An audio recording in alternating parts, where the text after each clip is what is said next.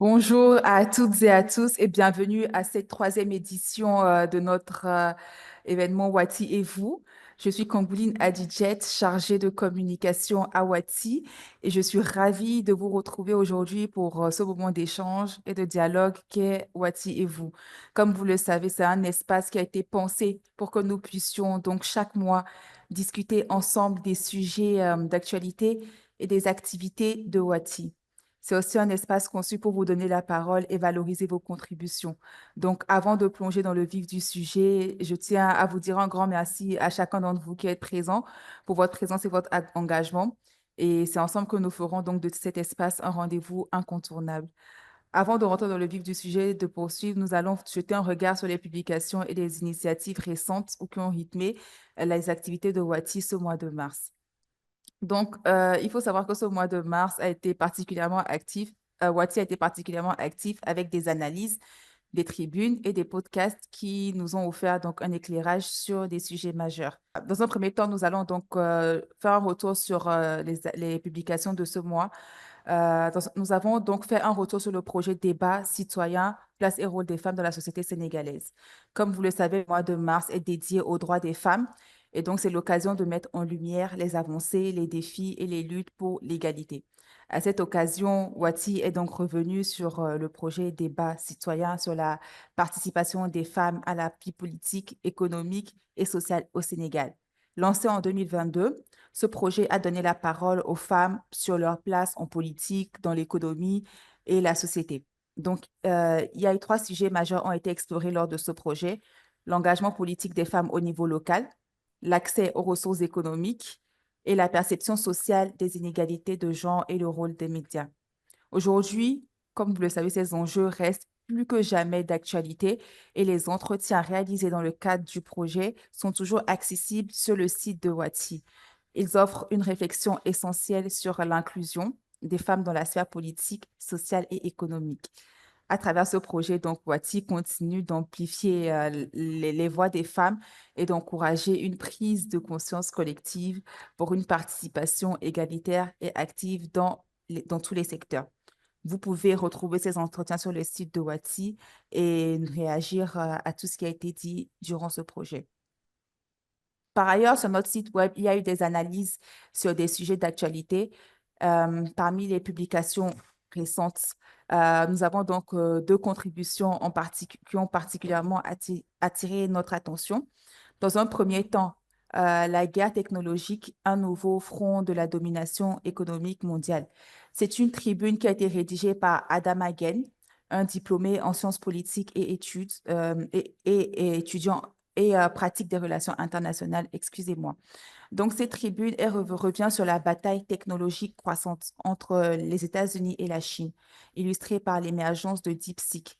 Qu'est-ce que DeepSeek? Donc, c'est un modèle d'intelligence artificielle avancée développé en Chine et donc le projet Stargate de Donald Trump. Ces applications visent à renforcer l'indépendance américaine en matière de semi-conducteurs et d'intelligence artificielle. Une rivalité donc aux enjeux économiques et stratégiques majeurs, qui met en lumière l'importance des semi-conducteurs, des terres rares et des drones dans la course à la domination mondiale. Adama Gaye souligne également le rôle de l'Afrique dans cette compétition en tant que fournisseur clé de ressources stratégiques et terrain de confrontation des influences technologiques des grandes puissances. Cet article est disponible sur le site. Par ailleurs, nous avons le modèle de gouvernance de Botswana entre tradition et modernité, qui est un grand large rédigé par Margot Deleu, étudiante à Sciences Po Paris en politique et gouvernance. Cet article donc analyse le modèle de gouvernance du Botswana en mettant en avant sa stabilité politique, sa bonne gouvernance et la gestion efficace de ses ressources minières qui ont favorisé une croissance économique inclusive. Il souligne l'importance du compromis entre les traditions tribales et la démocratie parlementaire, avec une attention particulière sur le rôle de la Chambre des chefs dans dans la préservation des solidarités traditionnelles. L'article aborde également le rôle important de la société civile dans l'évolution du pays, en particulier lors des moments politiques clés, tels que les réformes constitutionnelles. Enfin, il évoque les défis actuels du Botswana, comme la diversification de son économie et les tensions politiques internes. notamment avec la récente alternance politique. Ces analyses sont disponibles sur le site de Wati et nous vous encourageons à partager vos réflexions et contributions. Si vous souhaitez aussi publier un article, il est possible de le faire en nous contactant à l'adresse suivante info.wati@wati.org. Nous allons donc poursuivre maintenant avec nos publications de ce mois, Les Voix de Wati, notre podcast hebdomadaire. Du côté de notre podcast hebdomadaire, donc Les Voix de Wati, disponible chaque samedi sur YouTube, Spotify et Apple Podcasts, nous avons récemment traité de divers sujets.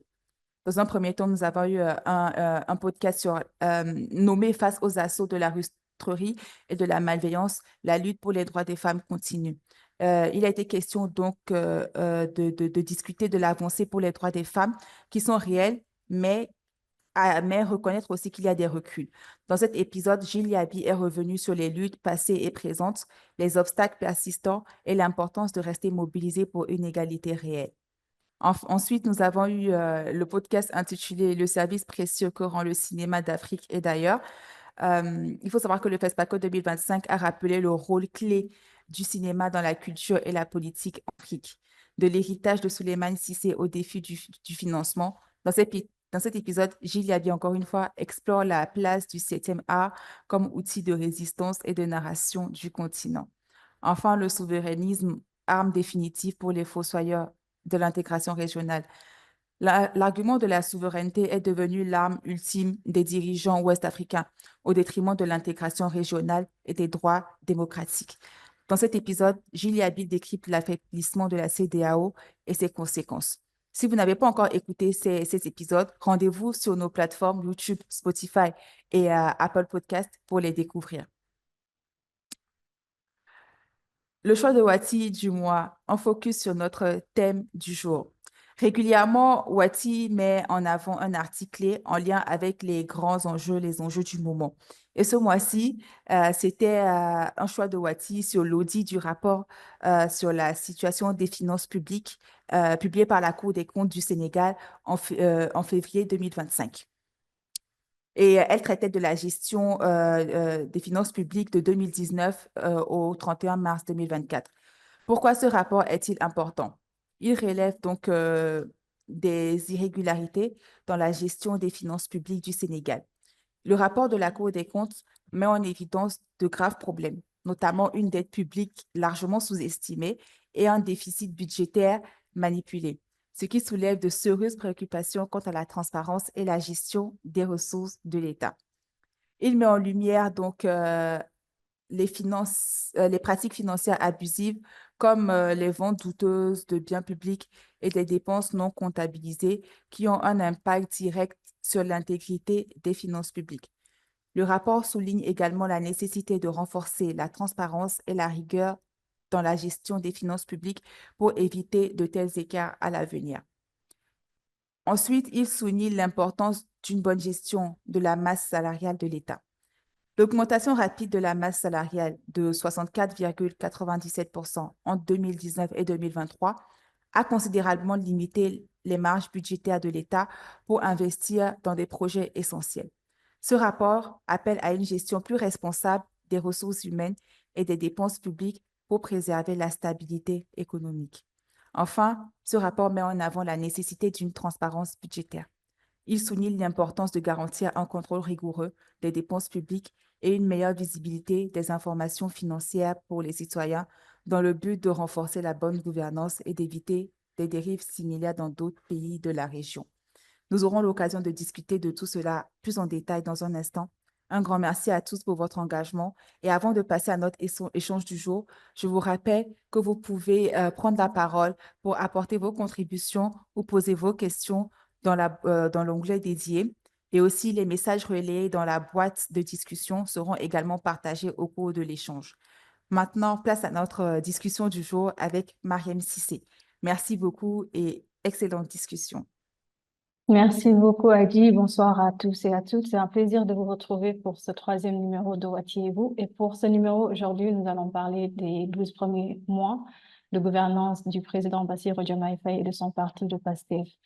Le 24 mars 2024, donc 12 mois jour pour jour, le président Diomaye Faye et de manière générale le parti PASTEF arrivait au pouvoir et on avait noté que pendant la campagne électorale, ils avaient fait beaucoup de promesses et cette discussion va permettre de revenir un peu sur ces différentes promesses-là pour voir ce qui a été réalisé pour cette première année, ce qu'il y a lieu de faire pour améliorer les différentes questions qui sont soulevées par les populations et par le gouvernement.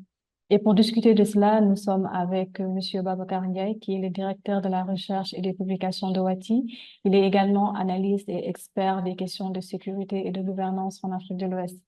Et donc, juste pour revenir un peu sur le format, Monsieur Babacar va introduire un peu les discussions sur différentes questions, mais également vos avis et vos contributions nous intéressent en tant que Sénégalais, en tant que citoyens de la région. Quel est, vous, votre avis, vos perceptions sur cette première année de gouvernance et selon vous, qu'est-ce que le gouvernement a fait de bien jusque-là? Qu'est-ce qu'il doit faire de mieux encore pour les prochaines années? Donc, la parole vous sera donnée tout à l'heure pour entendre aussi vos avis sur cette question. Alors, sans plus tarder, Babacar, peut-être que la première question que je vais te poser, comme je l'ai rappelé tout à l'heure un peu, le président Bassirou Diomaye et son parti avaient été venus au pouvoir avec beaucoup de promesses. Et parmi ces promesses-là, il y a la promesse de rupture dans la gouvernance du pays. Et selon vous, est-ce qu'au cours de cette première année de mandat-là, est-ce qu'on a assisté à la matérialisation de cette promesse de rupture? Et surtout, quelles sont les actions phares qui ont été posées par le président depuis son accession au pouvoir le 24 mars 2024. Bonjour Mariam, bonjour à tous les participants et les participantes. Merci pour cette première question. Oui, tu l'as rappelé, le candidat Diomaye Faye, leader de PASTEF, Ousmane Sonko, avait bâti leur discours de campagne sur la promesse justement d'amorcer des ruptures dans la gouvernance du pays. Je crois que récemment, ils ont indiqué quand même que les promesses de rupture seront matérialisées au cours du mandat. En réalité, il est difficile de faire le bilan au bout d'1 an, car lorsque vous arrivez au pouvoir, on sait qu'il y a des réalités, notamment la première qui est celle de la prise en main de la gouvernance, j'allais dire. Il s'agit des nominations, donc de nommer le cabinet du président, de former le gouvernement. Et donc, un gouvernement a été nommé par le président Diomaye Faye, composé de 25 ministres et 4 secrétaires d'État. Et Ousmane Sonko, on se posait la question quel rôle il allait occuper dans l'architecture qui va être mise en place. Et justement, lui, il a été nommé Premier ministre. Donc, il conduit aujourd'hui les décisions du gouvernement. Mais ce que l'on observe dans ce gouvernement, c'est le fait d'avoir nommé à des ministères stratégiques des personnes au profil plutôt technocrate, on va dire, des personnes qui ne sont pas membres de PASTEF ou qui n'ont jamais eu d'activité politique, j'allais dire. Il s'agit de ministères très importants, notamment le ministère de l'Intérieur, le ministère des Forces armées qui sont occupés par des généraux. Nous avons le ministère de la Justice qui est occupé par un magistrat, mais nous avons aussi les finances, l'économie, ou encore le ministère de l'Agriculture et de la Souveraineté alimentaire. Donc, on s'est rendu compte dans ces premières nominations-là que ceux qui ont été choisis dans ce gouvernement-là ne sont pas forcément des membres de PASTEF pour ces postes qui sont très stratégiques et qui sont même pas en politique. On les connaissait pas auparavant un parcours politique. Il faut également souligner que les deux figures de l'exécutif n'ont jamais eu d'expérience gouvernementale. Donc, que ce soit le président Diomaye Faye ou le Premier ministre Sonko, ils n'ont jamais occupé même de poste de directeur de l'administration publique. Et le slogan du gouvernement, de manière beaucoup plus générale, il n'y a qu'une seule personne qui a déjà eu à occuper un poste de ministre, c'est le ministre de l'Éducation nationale, c'est M. Guirassy, qui était ministre sous Wade. Donc voilà, dans toutes ces personnes qui occupent ces fonctions-là, nous n'avons qu'une seule personne qui a occupé auparavant un poste de ministre. Il y a eu des critiques qui ont été formulées sur la formation de ce gouvernement, notamment le fait qu'il y ait très peu de femmes. En réalité, il y a 4 femmes qui ont été nommées au sein du gouvernement. Puisque nous cherchons à identifier les éléments de rupture dans la gouvernance, il y a une décision quand même qu'il faut souligner, c'est la décision de dire qu'il n'y aura pas de cumul de fonctions au sein du gouvernement, et donc on ne peut pas être ministre et maire. Et au premier des chefs, par exemple, le Premier ministre Ousmane Sonko a dû démissionner de son poste de maire de la ville de Ziguinchor. Autre symbole aussi placé sous signe de la rupture, j'allais dire, c'est la déclaration de patrimoine du président de la République, Bassirou Diomaye Faye, qui a été rendue publique le 25 juillet 2024 et qui est disponible au journal officiel sur Internet. Là aussi, ils ont vraiment voulu rendre disponible cette déclaration de patrimoine qui est aujourd'hui sur Internet et que les populations peuvent consulter. Et après cela, nous avons eu évidemment les nominations, donc une vague de nominations à différentes postes de direction au sein des agences, au sein des délégations, au sein des directions. Et là aussi, il faut quand même relever encore qu'il n'y a pas eu beaucoup de femmes, comme on pouvait s'imaginer après la polémique qu'il y a eu au niveau du gouvernement. Et donc, voilà un peu sur, j'allais dire, l'équipe qui est chargée de diriger le pays. Alors, la première orientation importante du nouveau président de la République a concerné la justice. C'était une question essentielle. Il y a eu beaucoup de polémiques durant le second mandat de Macky Sall avec toutes les affaires qu'il y a eu. Et donc, le président de la République a convoqué les assises de la justice qui sont tenues du 28 mai au 4 juin avec plus de 400 participants. Ce qui était intéressant, c'était de voir un peu la composition des différentes personnes qui ont participé à cette rencontre, ce dialogue sur la justice. Il y avait donc des magistrats, des représentants des forces de défense et sécurité, il y avait les partis politiques, les universitaires, mais aussi d'anciens détenus et évidemment la société civile.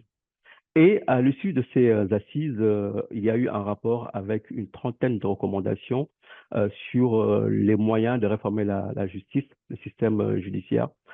Et donc, une équipe a été mise en place pour partager les recommandations. Et ce qu'on a observé dans le dialogue, il y a eu des questions essentielles, notamment sur comment avoir plus de lieux de détention. Il y a eu un débat aussi sur l'africanisation, les symboles de la justice. Et, oui, pourquoi pas.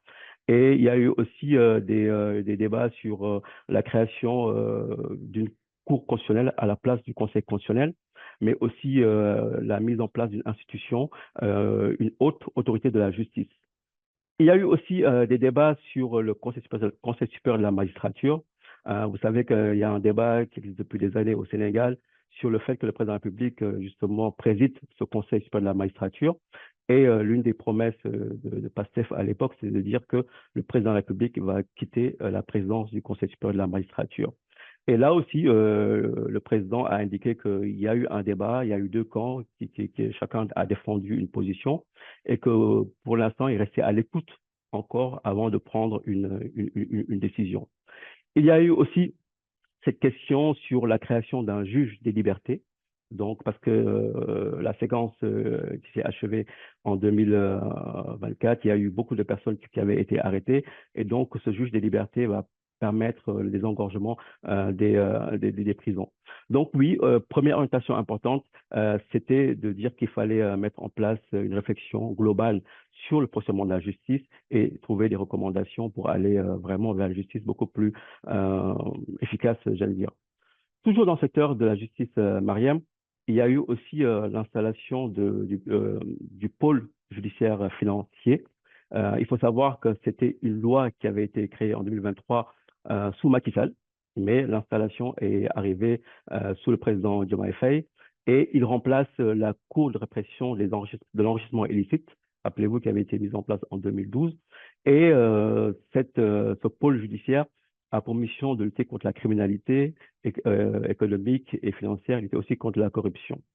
Et sous ce rapport aussi, ce pôle judiciaire a fait un bilan d'étape en janvier 2025 et il a annoncé avoir traité 91 dossiers, transmis 87 d'entre eux à des juges d'instruction et effectué 162 arrestations.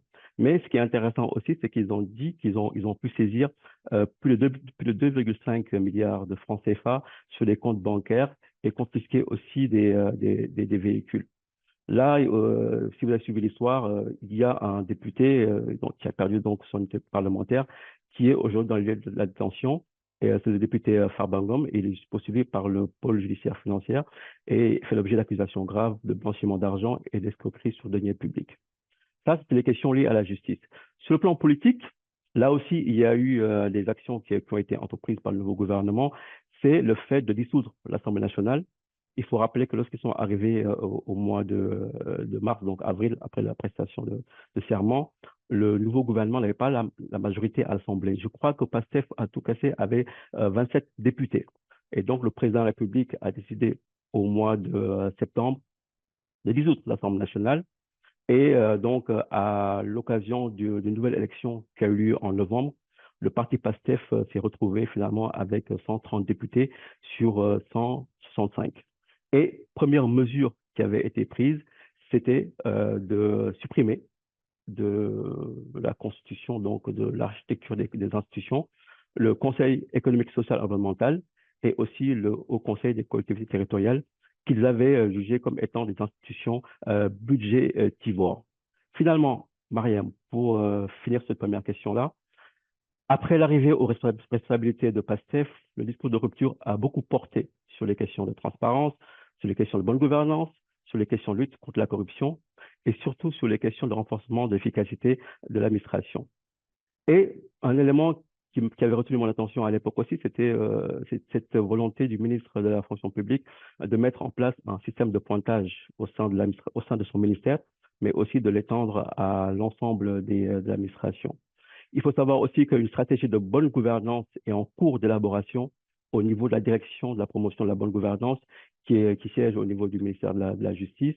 Il y a des discussions, il y a des cadres d'échange pour pouvoir arriver à cette stratégie. Et pour en finir donc, quand on parle de rupture dans la gouvernance, dans l'économie, et c'est prioritaire, cela passe évidemment par des réformes, donc par des lois. Mais j'ai rappelé tout à l'heure que lorsqu'ils sont arrivés, ils n'avaient pas la majorité. Ils ont eu la majorité à partir de novembre. Et la situation actuelle, c'est que maintenant, ils ont les coups des franches, ils ont l'exécutif, ils ont aussi la majorité à l'Assemblée nationale. Donc là, je crois que la séquence qui va s'ouvrir, ce sera l'occasion de mettre rapidement en musique, en lumière, les réformes les plus urgentes, les réformes promises aux citoyens. Mais cette première année d'exercice a été une année de prise en main du pouvoir et aussi de pouvoir avoir cette majorité à l'Assemblée nationale. Merci beaucoup, Babacar, pour ces quelques éléments. Comme tu l'as rappelé vers la fin, c'était plus une année de prise en main du pouvoir et d'avoir cette majorité-là à l'Assemblée nationale.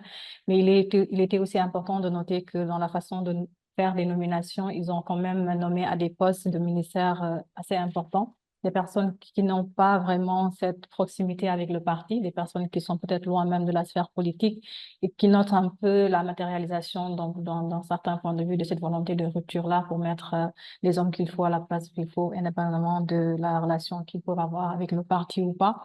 Vous avez aussi souligné l'absence de femmes dans les nominations de ce gouvernement au poste ministériel et dans les différentes directions générales et surtout les différentes mesures qui ont été prises au niveau de la justice qui a quand même fait beaucoup parler ces derniers mois. On parle encore cette semaine de la loi d'amnistie qui faisait partie un peu des points les plus discutés lors de la campagne électorale. Peut-être on va y revenir tout à l'heure. Absolument.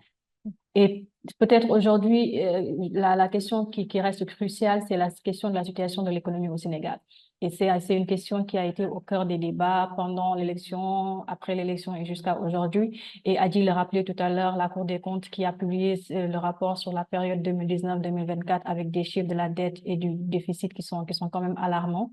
Et pendant cette période également, le président Faye et son gouvernement ont lancé leur nouveau référentiel des politiques publiques Sénégal 2050. Agenda national de transformation. Et qu'en est-il réellement de cette situation économique et des mesures qui sont prises? Oui, Mariam, tu l'as bien rappelé, hein, la situation économique du pays est le principal enjeu de discussion durant ces derniers mois. Le rapport de la Cour des comptes était très attendu et il y a eu beaucoup d'allégations, j'allais dire, sur la situation du pays. Et le Premier ministre Ousmane Sonko, entouré des ministres de l'économie, de la justice ou encore le secrétaire général du gouvernement, avait présenté en septembre 2024 donc les conclusions d'un audit des finances publiques. Il y a eu des audits qui ont été faits dans les différents ministères et agences et autres. Et selon lui, les comptes publics étaient dans un état catastrophique. C'était les termes qu'il avait utilisés. Et vous avez rappelé aussi le déficit budgétaire. Il parlait d'un déficit budgétaire qui avait atteint 10,4% du PIB au lieu des 5,5 annoncés par l'ancien pouvoir, et une dette qui est chiffrée à 76,3% au lieu des 105,9 annoncés par l'ancien régime. Ça, c'était les chiffres que le Premier ministre Ousmane Sonko avait présentés aux Sénégalais en septembre 2025, mais ces chiffres devaient être certifiés par le rapport de la Cour des comptes que vous avez mentionné. Le président Faye aussi, dans ses discours, lorsqu'il prenait la parole, il avait parlé de légèreté justement dans la tenue des comptes publics concernant le précédent pouvoir. Il faut rappeler que PASTEF et surtout Ousmane Sonko avaient souvent interpellé l'ancien parti au pouvoir, l'ancien gouvernement, sur les chiffres de l'économie. Mais avant de revenir sur ce rapport, Mariam, si tu permets, ce rapport de la Cour des comptes, il faut peut-être parler des premières mesures qui ont été prises par le nouveau gouvernement à leur arrivée concernant l'économie. D'abord, les premières décisions économiques qui avaient été prises s'inscrivaient, comme ils le disent, sur, encore une fois, cette question de transparence. Donc, le président de la République a décidé que tous les rapports qui ont été publiés ces 5 dernières années, c'est les rapports des cours de contrôle, hein, inspecteur général d'État, l'OFNAC et autres, là, ces rapports-là devaient être rendus publics. Concernant maintenant la vie chère, le gouvernement a annoncé en juin 2024 une baisse des prix sur les denrées les plus consommées, j'allais dire au Sénégal, notamment le riz, l'huile, le sucre et le pain. À titre d'exemple, le pain a connu une baisse de 25 francs, passant de 175 à 150 francs. Le prix du ciment aussi a baissé de 2000 francs. Mais on a vu qu'il y a eu une difficulté par rapport à ce nouveau gouvernement, c'était de faire respecter les prix sur le marché. Et donc, voilà, il y a eu cette difficulté-là à faire homologuer les prix au niveau des vendeurs et des détaillants. Et face aussi à cette situation économique difficile, le gouvernement, il faut le dire, a aussi sollicité des emprunts sur le marché financier, notamment une émission d'eurobonds de plus de 453 milliards a été fait. Il y a eu aussi un prêt sur le marché local de 998 milliards. Donc, il fallait aussi injecter de l'argent, j'allais dire, dans l'économie. Le FMI aussi a suivi de très près la situation au Sénégal. Il faut savoir qu'en 2023, il y a eu un partenariat stratégique entre le FMI et le Sénégal d'un montant de 1,8 milliard décaissé en plusieurs phases. Et donc, voilà, le FMI aussi est en train de regarder de plus près le rapport de la Cour des comptes, et des discussions sont en train d'être avancées entre le FMI et l'État du Sénégal. Je crois même qu'au moment où on parle, il y a une mission du FMI qui est à l'écart. Maintenant, concernant le rapport de la Cour des comptes qui a fait beaucoup de bruit, vous l'avez rappelé, hein, c'est la période de travail, c'est 2019-2024. En réalité, il y a une loi qui dit qu'après chaque mandat, il faut que la Cour des comptes fasse ce travail de vérification sur la période qui s'est écoulée. On observe que de 2012 à 2019, il n'y a pas eu ce rapport-là, mais ce rapport intervient entre 2019 et 2024. Certains ont pu dire que c'est le même pouvoir, donc le même président qui était là, mais en lisant la loi, on a l'impression plutôt que c'est à chaque fin de mandat qu'il faut faire ce travail de vérification. Et donc, voilà, le rapport a indiqué des chiffres qui sont allés au-delà de ce que le Premier ministre avait indiqué. On a un déficit finalement public qui est de presque plus de 12%, j'allais dire, une dette qui avoisine les 100%, 99,7%. Et cela a eu ce rapport de la Cour des comptes sur la situation financière du Sénégal, et même au-delà, avant ce rapport-là, l'audit qui avait été fait par le gouvernement a eu des conséquences aussi pour le Sénégal, notamment sur le marché international, parce que la note du Sénégal a été abaissée par les agences de notation, que ce soit Moody's ou Standard & Poor's.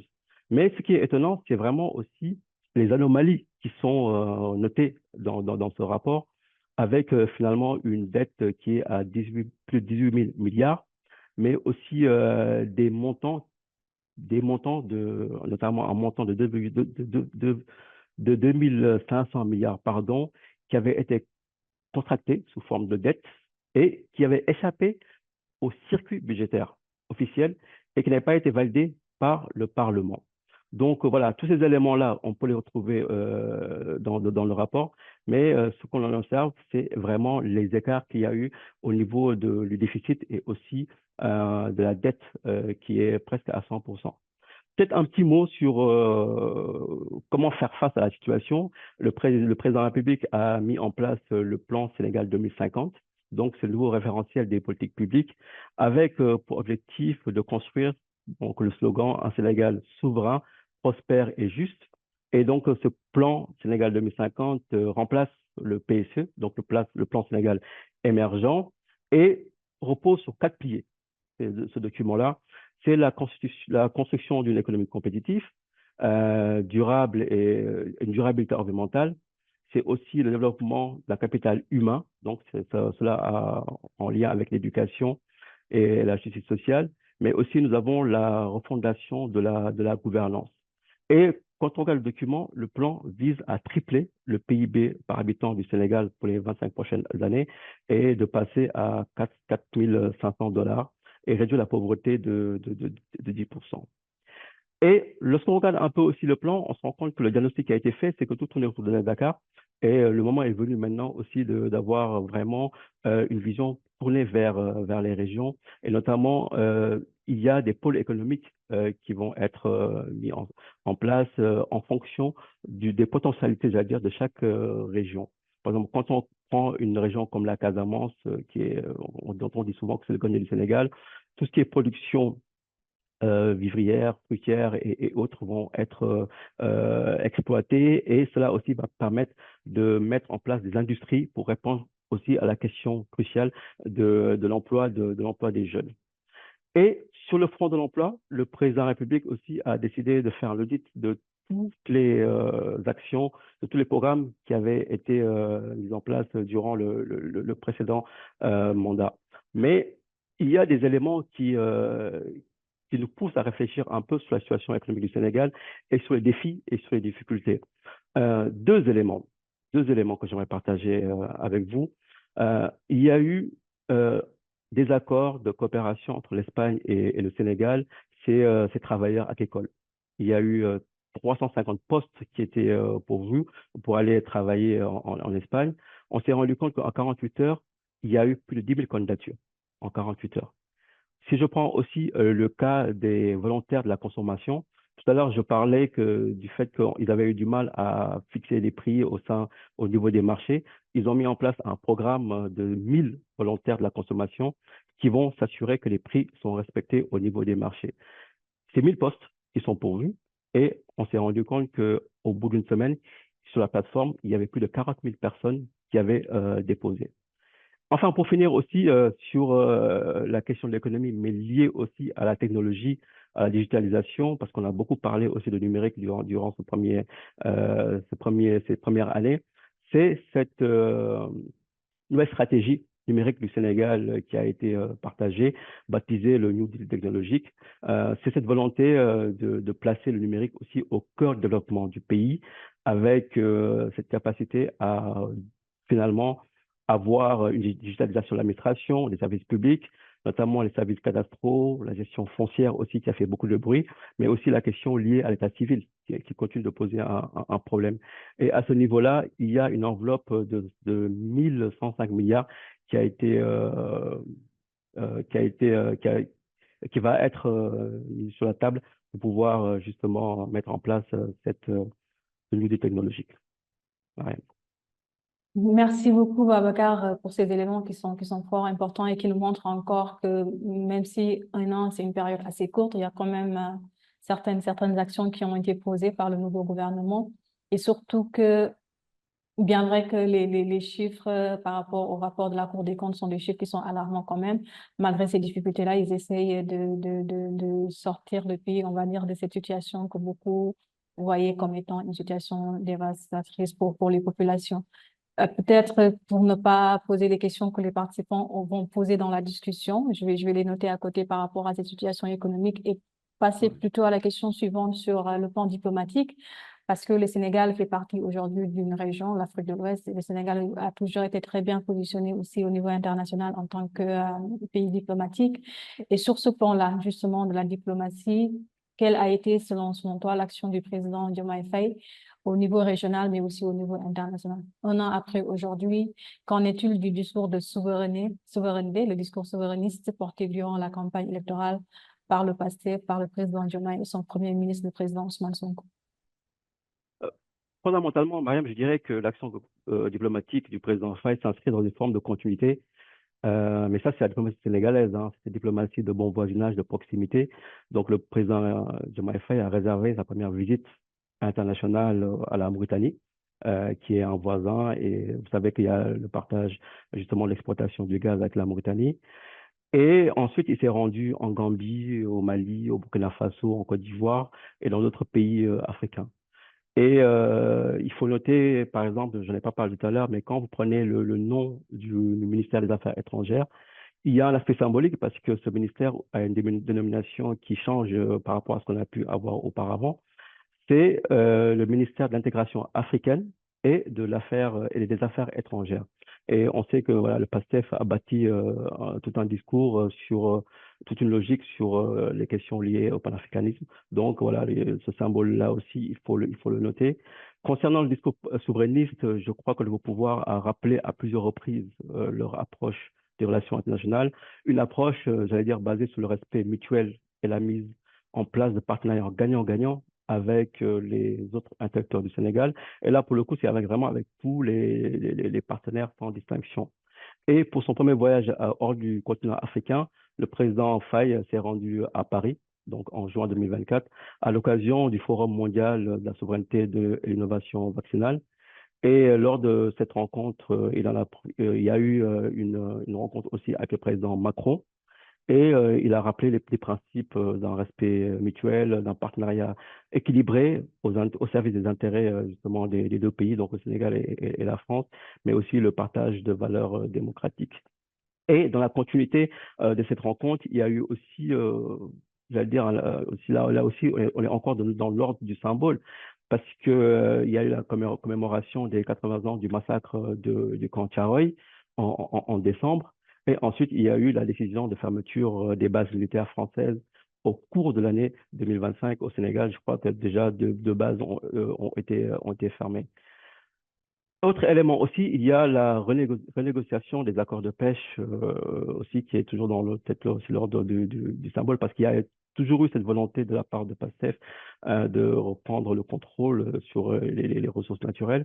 Et finalement, les accords de pêche entre l'Union européenne et le Sénégal n'ont pas été renouvelés parce que ces derniers ont jugé que les accords étaient déséquilibrés et donc défavorables aux intérêts du Sénégal. Évidemment, cette décision marque un tournant dans les relations commerciales entre le Sénégal et l'Union européenne. Le président Faye aussi a également évoqué la renégociation des contrats d'exploitation du gaz et du pétrole, là aussi jugé très défavorable pour le Sénégal.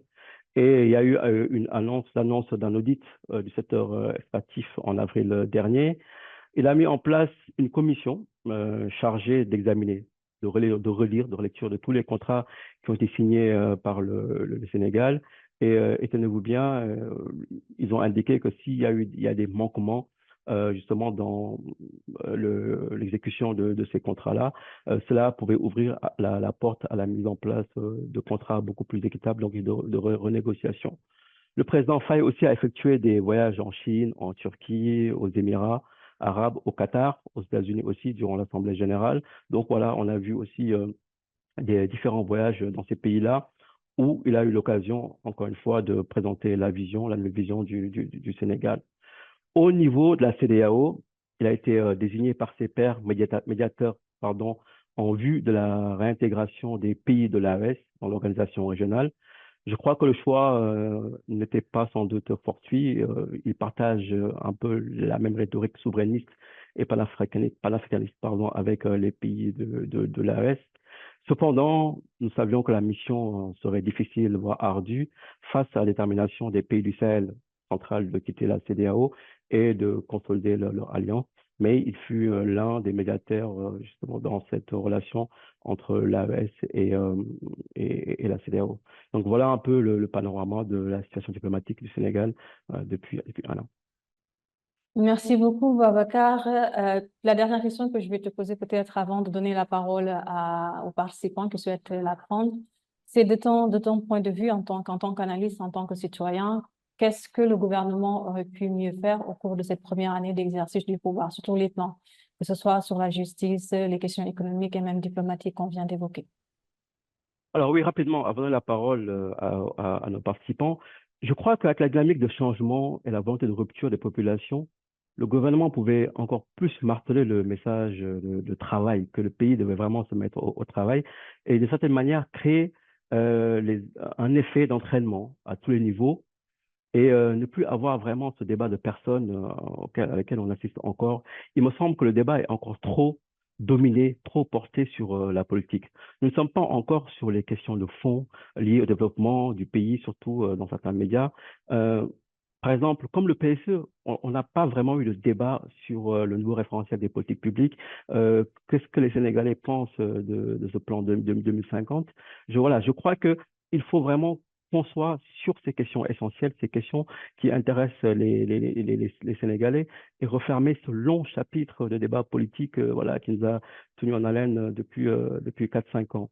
Autre élément important aussi de mon point de vue, c'est la réduction du train de vie de l'État, notamment des budgets de la présidence, de la primature ou encore de l'Assemblée nationale, qui sont sensiblement restés les mêmes qu'en 2024 avec ce nouveau budget-là. PASTEF avait beaucoup interpellé l'ancien pouvoir sur cette nécessaire diminution du train de vie de l'État. Il y a, de mon point de vue, surtout l'urgence de revoir le nombre pléthorique d'agences, de délégations, de directions. Il y en a beaucoup trop. Nous avons parfois 4 entités qui travaillent dans le même secteur, dans le même domaine. Le Premier ministre a parlé de fusionner ces entités d'ici le mois de juin. Je crois que c'est vraiment une nécessité, une urgence, et il faut aller rapidement à cela. Enfin, pour finir, je crois qu'il faut mettre le curseur sur l'emploi des jeunes, et donc créer massivement de l'emploi pour les jeunes.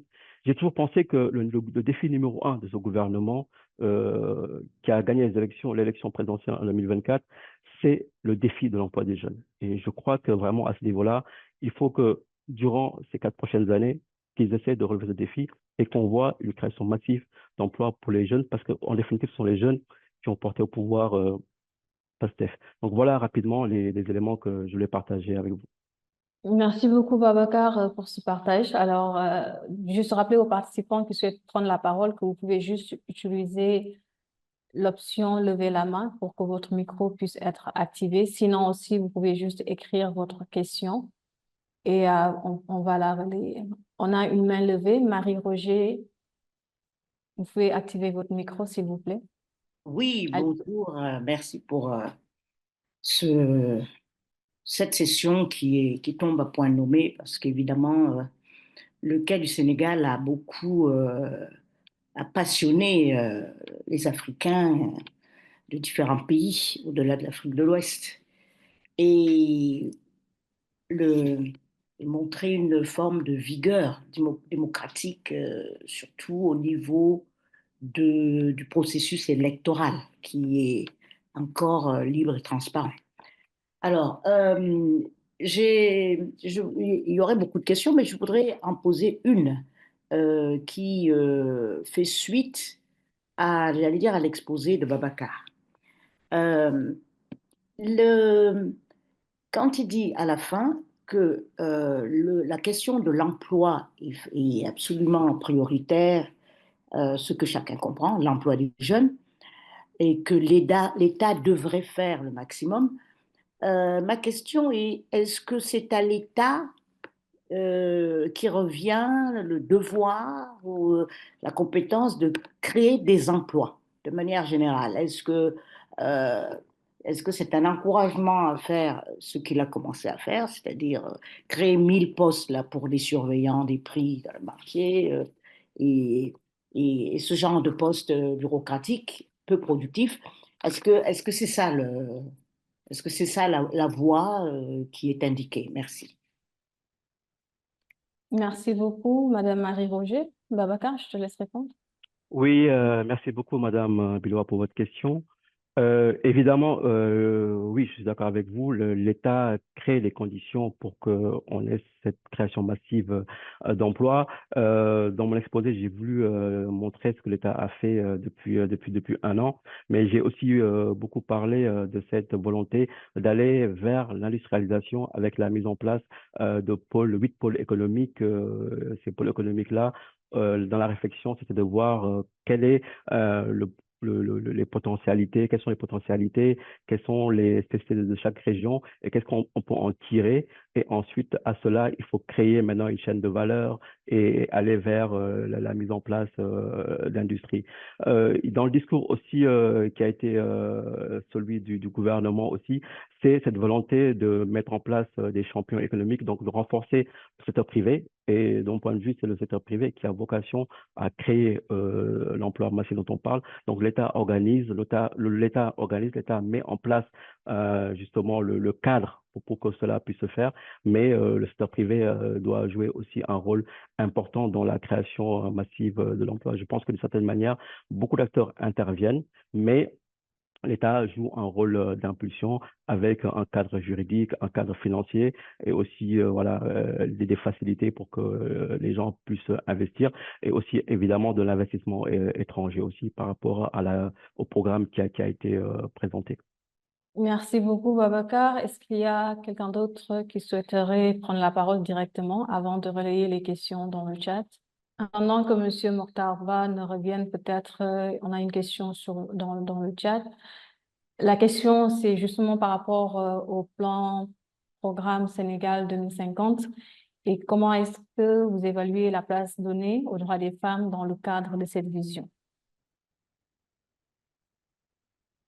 Alors, c'est vrai que il y a eu beaucoup de questionnements sur la place des femmes. Je rappelle tout à l'heure que on a eu très peu de femmes dans le gouvernement 4 et même dans les postes intermédiaires, dans les directions d'agences et de délégations. Là aussi, on pensait qu'il allait y avoir plus de femmes qui vont être nommées, mais c'est pas forcément le cas. Mais voilà, je crois que le message est en train d'être passé parce on sait qu'au Sénégal, on a quand même des organisations de femmes qui sont très fortes, qui sont très engagées sur ces questions-là. Et dernièrement, le président de la République a décidé qu'il va voter une loi d'autonomisation sur l'autonomisation des femmes. Et je crois que c'est un signal important parce que il doit comprendre que voilà les femmes jouent un rôle à tous les niveaux, hein, que ce soit au niveau de l'économie, au niveau du foncier, de l'agriculture, dans les services, les femmes sont très présentes et voilà, elles jouent leur partition aussi dans l'économie. Donc voilà, la dernière décision qui a été prise en Conseil des ministres, c'est d'aller vers cette loi sur l'autonomisation des femmes, mais on aurait pu aussi parler d'autres questions qui sont soulevées, notamment le code de la famille. Mais je crois que sur ces questions-là, Mariam a plus d'éléments à partager parce que ce sont les questions qu'elle suit au quotidien. Mais oui, ce que je voulais dire, c'est qu'il y a cette loi sur l'autonomisation des femmes qui a été décidée dernièrement en Conseil des ministres, voilà, qui va arriver aussi. Oui, justement, peut-être pour Je ne sais ajouter pas, à Mariam, cela, si tu veux renforcer. oui, dans le Peut-être. référentiel Sénégal 2050, la place des femmes est présente. Dans la partie réduction des inégalités, il est carrément écrit que le Sénégal sera un pays juste car il aura réduit les inégalités entre les hommes et les femmes. Et donc, dans cette vision-là, il est visé l'augmentation des opportunités économiques et des règles de régulation mises en place qui vont réduire fortement les écarts de rémunération moyenne entre les hommes et les femmes et aussi avoir plus d'opportunités économiques pour les femmes des mesures de représentation des femmes dans les instances de gouvernance des organisations publiques également et des entreprises privées. Et je crois que dans le référentiel, l'objectif est d'avoir au moins 40% de femmes dans les fonctions électives, dans les conseils d'administration des entreprises, etc. Réduire considérablement aussi la proportion de femmes pauvres par le biais de formations ciblées, d'accompagnement, de suivi pour leur autonomisation. Après, il y a quand même une différence entre ce que le document dit en tant que tel et ce qui se passe dans la réalité. Et aujourd'hui, comme on l'a souligné en début de discussion, le document parle de volonté de représentation des femmes, alors que dans les premières nominations des ministres, on voit qu'il y a peu de femmes dans ce gouvernement-là. Dans les nominations des directions générales aussi, il y a peu de femmes. Pourtant, c'est pas des femmes compétentes qui manquent, des femmes qui peuvent vraiment être à ces postes-là. Et aussi, on a vu le ministère de la Femme qui aujourd'hui est dans le ministère de la Famille et des Solidarités, ce qui est quand même quelque chose qui n'est pas très bien vu du côté des organisations qui travaillent pour les questions des droits des femmes. Donc, dans le document, c'est une question qui est prise en compte. Après, dans la réalité, dans les actions qui sont prises, il y a encore beaucoup de choses à faire pour une prise en compte réelle de cette question. Alors, Monsieur Mokhtar Ba est de retour. On va lui donner la parole. Monsieur Ba, à vous. Vous me recevez maintenant? Oui, très bien. Ah, Allez-y. d'accord, merci beaucoup. Mon micro était désactivé. Bonsoir à tout le monde. Bonsoir à toi, Mariem. Bonsoir à Babacar. Merci en tout cas pour cette belle intervention. Moi, j'ai une toute petite question très rapidement. C'était de savoir, voilà, vu actuellement l'état actuel des choses, un peu la cherté sur le marché, un peu le manque d'emploi. Voilà, en tout cas, peut-être les efforts sont en train d'être effectués sur le terrain pour aboutir à ça. Est-ce qu'il y a nécessité d'organiser vraiment une grandiose fête d'indépendance? Est-ce que ce fonds qui est utilisé aujourd'hui pour organiser la fête d'indépendance ne pouvait pas être injecté ailleurs pour trouver peut-être solution à quelques problèmes d'emploi, un peu le marché, comment équilibrer en tout cas les prix, parce que les prix ne font que monter sur le marché. Est-ce que il n'est pas question, en tout cas, même si peut-être pas totalement aller vers la non-tenue de cette fête d'indépendance, mais en tout cas un peu d'atténuer un peu revoir un peu les dépenses qui seront en tout cas voilà, qui sont mises dans les dépenses qui seront mises dans cette organisation-là. Est-ce que vous pensez que faut pas essayer un peu revoir ça? Peut-être pas, peut-être enlever directement, ne pas tenir directement, mais en tout cas, c'est de revoir un peu, rationaliser les dépenses quoi, pour la fête d'indépendance. Merci beaucoup. Merci beaucoup, monsieur Ba, pour cette question-là. Alors, je crois on est dans un contexte, oui, qui est très difficile sur le plan économique. Mais nous sommes aussi j'allais dire, voilà, le président de la République est là depuis un an. On a vu auparavant ce format-là d'avoir un défilé vraiment à minima par rapport au contexte économique qu'on avait ou par rapport à la situation qui faisait qu'on ne pouvait pas avoir un défilé grandiose comme vous le dites. Mais je crois que ce sont les arbitrages. Si par rapport à la situation économique qui est connue, par rapport aux défis à relever, si ils jugent qu'ils doivent aller vers ce défilé-là, on verra bien. Après, je ne sais pas maintenant à quel niveau est-ce que c'est un défilé comme on a pu l'avoir les années précédentes avec vraiment, comment dire, un vrai spectacle sur plusieurs heures? Je n'ai pas vraiment l'information. Mais oui, la situation économique est difficile, d'autant plus que après, on est en mois de Ramadan et de Carême, donc la fête de la fin du Ramadan est prévue pour la même semaine pratiquement que le défilé du 4 avril, mais ce sont des arbitrages qui sont effectués par le président de la République. S'il juge que on est dans un contexte où le défilé peut se tenir dans les conditions qu'on a pu connaître auparavant, oui, pourquoi pas. Mais vous avez raison, il faut peut-être lier tout ça aussi au contexte actuel économique. Merci beaucoup, Babacar. Merci également à Monsieur Mokhtar Ba pour l'intervention et la question. On a une prochaine question de Madame Aram Gaysen qui demande un peu la lecture que vous faites, Babacar, par rapport aux discussions actuelles sur la loi d'amnistie. On parle aujourd'hui d'interprétation, d'abrogation totale. Quelle lecture vous faites un peu par rapport à cela? Oui, là c'est une question qui est très difficile parce que moi-même, j'ai suivi les derniers débats et je pense que les Sénégalais doivent être un peu perdus par rapport à tout ce qui se dit et même par rapport au débat juridique. Parce que, alors, pour essayer de contextualiser, sur la fin de son mandat, donc au mois de mars, le président Macky Sall avait décidé de l'amnistie euh, pour des faits qui se sont déroulés entre 2021 et 2024. Et d'ailleurs, c'est l'amnistie qui a permis finalement la libération de beaucoup de détenus politiques, comme on les appelait à l'époque, mais aussi la libération de l'actuel président de Diomaye Faye, du Premier ministre Ousmane Sonko. Et on se rappelle que lorsqu'il y a eu ce débat à l'Assemblée sur l'amnistie, PASTEF n'avait pas voté pour l'amnistie. Et une promesse avait été faite de dire que lorsque nous arriverons au pouvoir, nous allons abroger la loi. C'était ça la position de PASTEF qui avait été rappelée durant la campagne et qui a même été rappelée, je crois, récemment lors de la déclaration politique générale du président. Qu'est-ce qui se passe aujourd'hui? PASTEF, au niveau de l'Assemblée, a introduit une loi interprétative par rapport à cette loi d'amnistie pour essayer de circonscrire des éléments par rapport à cette amnistie, notamment tout ce qui est crime de sang, torture et l'autre élément m'échappe, c'est sur les aspects inhumains qu'on peut affliger voilà, aux personnes. Et aujourd'hui, certains juristes disent que on ne peut pas abroger la loi. Que si on abroge la loi, l'abrogation va concerner le futur, mais pas le passé. Donc, il y aura pas la loi ne sera pas rétroactive. C'est ça la position. C'est ça qui fait qu'aujourd'hui, PASTEF ne veut plus abroger la loi, mais plutôt, dans l'amnistie, s'attaquer aux crimes de sang, à ceux qui ont eu à commettre des délits très graves pour que ces gens-là soient jugés.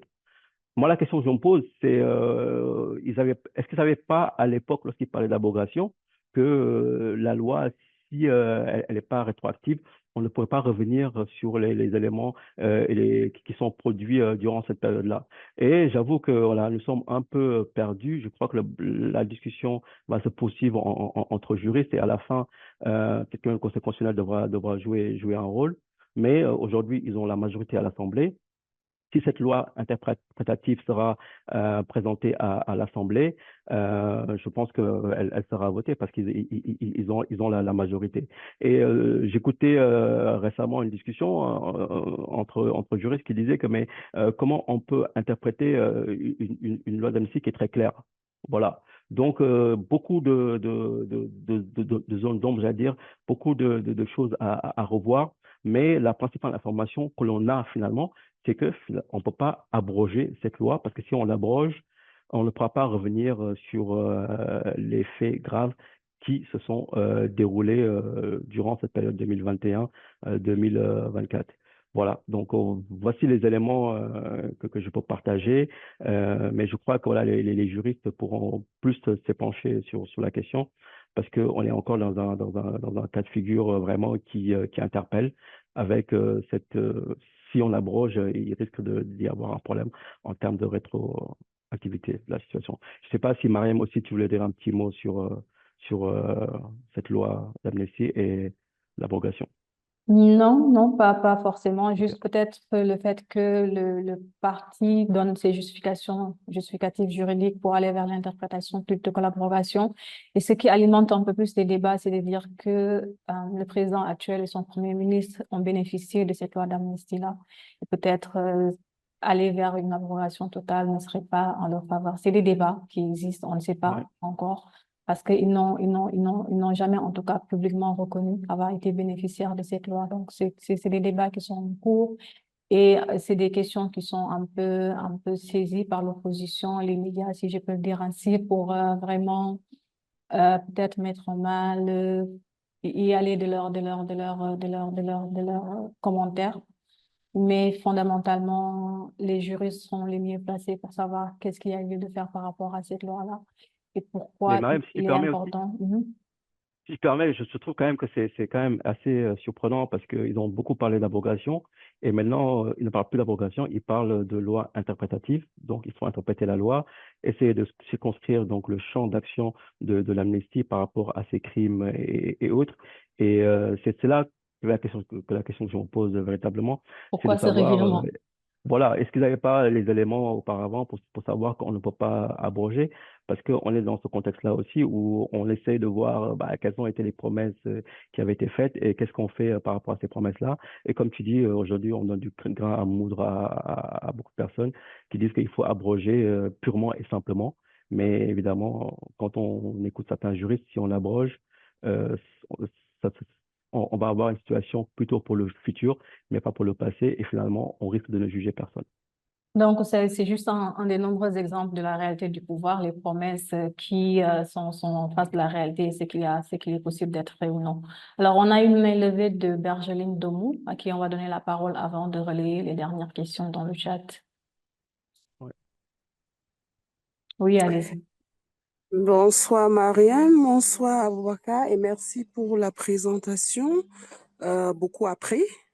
Et je vais revenir rapidement sur l'aspect des femmes peu nombreuses dans le gouvernement qui a été très bien abordé et que Mariam a complété avec d'autres éléments. Et mes questionnements tournent autour de est-ce qu'il y a des signes, est-ce qu'il y a des signes de ce gouvernement que ça pourrait changer, qu'on pourrait avoir plus de femmes? J'étais à Dakar, j'ai vu les femmes sont actives, des femmes de qualité, il y en a, compétences, il y en a, caractère même, il y en a, et qu'au finish, dans un tel gouvernement, elles soient si peu représentées, alors qu'ils ont fait des promesses. Est-ce que vous qui comprenez mieux ce gouvernement, qui l'analysez, est-ce qu'il pourrait avoir un changement euh, euh, concernant le nombre des femmes dans ce gouvernement? Et mon autre question porte sur le rapport, la relation aujourd'hui avec les autres entités, les autres organisations, que ce soit politiques ou de la société civile. PASTEF a été soutenu par certaines organisations et pas d'autres. Aujourd'hui, quel est le rapport entre le gouvernement PASTEF et ces autres organisations qui l'ont soutenu? Est-ce que c'est Love is Moving ou est-ce que c'est en train déjà de euh, fonctionner tel que, d'y aller tel que PASTEF devrait s'améliorer ou bien rentrer en conflit? Bref, c'est ce rapport entre ces entités que je souhaiterais mieux comprendre. Merci. Merci beaucoup à vous, Madame Vergeline Domou. Je vais redonner la parole à Babacar. Oui, c'est sur la question des femmes. Après, je crois que tu peux compléter encore s'il le faut. Est-ce qu'on peut avoir d'autres nominations? Moi, je crois que surtout, voilà, les femmes, les organisations de femmes sont en train de montrer clairement que voilà, qu'il faut vraiment qu'elles soient plus impliquées dans la gouvernance de manière beaucoup plus générale. On sait que elles sont très fortes, elles sont bien organisées. Je crois qu'il y a eu des rencontres avec la ministre de la Femme il y a quelques semaines. C'est les occasions, voilà, comme ça, de pouvoir aussi partager donc des doléances, mieux expliquer aussi leur action. Mais d'une certaine manière, oui, il faut noter que voilà, dans ce premier gouvernement-là, le fait d'avoir que 4 femmes, c'est quand même très peu, il faut le souligner, et aussi pareil pour les autres postes.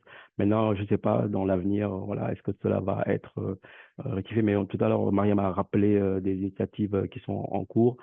J'ai aussi indiqué qu'il y a cette loi sur l'autonomisation des femmes parce que sur l'aspect économique aussi, les femmes jouent un rôle très important. Il y a des revendications aussi sur la question foncière. On aurait pu aussi parler sur le code de la famille et autres. Donc voilà, faites confiance aux organisations de femmes, aux femmes de se faire entendre vis-à-vis de ce nouveau gouvernement qui se met en place. Mariam, je ne sais pas si tu veux rajouter des éléments pour compléter. Oui, peut-être juste dire qu'aujourd'hui, en 2025, quand même, ce serait très dommage qu'on soit là à continuer encore à pousser pour dire qu'il faut nommer les femmes, elles sont compétentes. Je crois que c'est des décennies d'études, des décennies de manifestations, de luttes ont quand même largement eu le temps de prouver cela.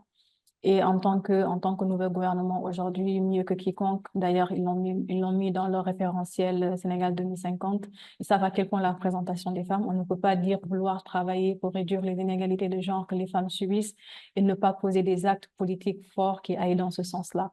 Et je crois que, on a une loi sur la parité, une loi qui est aujourd'hui limitée aux fonctions électives et semi-électives, qui a quand même permis d'avoir une certaine représentation des femmes à l'Assemblée nationale. Aujourd'hui, on est entre 42% de femmes à l'Assemblée nationale. Donc, pousser un peu plus pour que cette loi-là aille peut-être vers les fonctions nominatives, et c'est ça qui va garantir qu'on ait justement des femmes aux fonctions nominatives, donc qui soient nommées ministres, aller vers des quotas peut-être en attendant d'arriver à cette loi.